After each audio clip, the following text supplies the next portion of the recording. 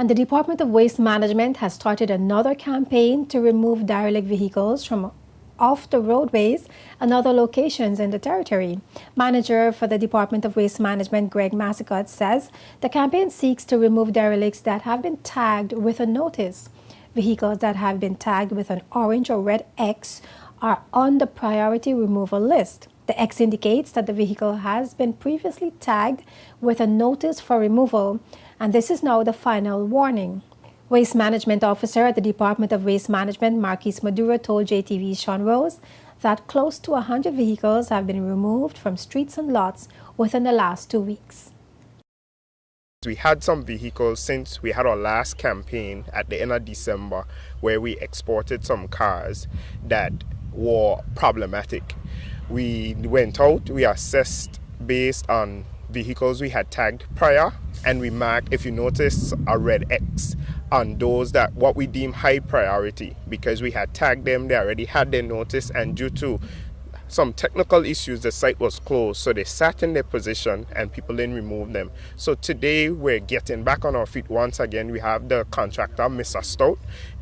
As you can see, his equipment is here, and we're getting back on stream. So we're using today to remove those vehicles, especially with the red X. I think we went out last week and we had about 75 to 100 with the red X, and that's a lot. That means that they were tagged, they remained in their places, and as we went out and we did our assessment, they were still there. Obviously, in the process, there were some new ones that we encountered, and we placed tag the 2-week for public, 3-week for private on those. We don't have a number yet on how much we tag newly, but like I said, the ones with the X, we're playing with a number about 75 to about 100.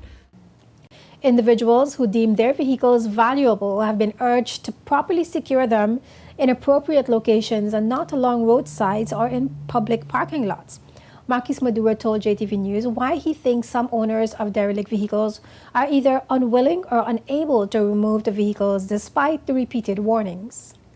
Persons have expressed interest in not necessarily fixing or repairing, but they're valuable for parts. But a lot of the individuals don't necessarily have a location where they could strip the vehicle of the parts, so they leave it along the roadside, probably close to where they live, or even in the heart of town in a parking lot where they think, well, nobody ain't necessarily going to be paying attention. And I even had an individual last week said that he knows the vehicle is in an awkward position, but he doesn't want to start to strip it because he knows if he takes a door off or a window off, he would get help.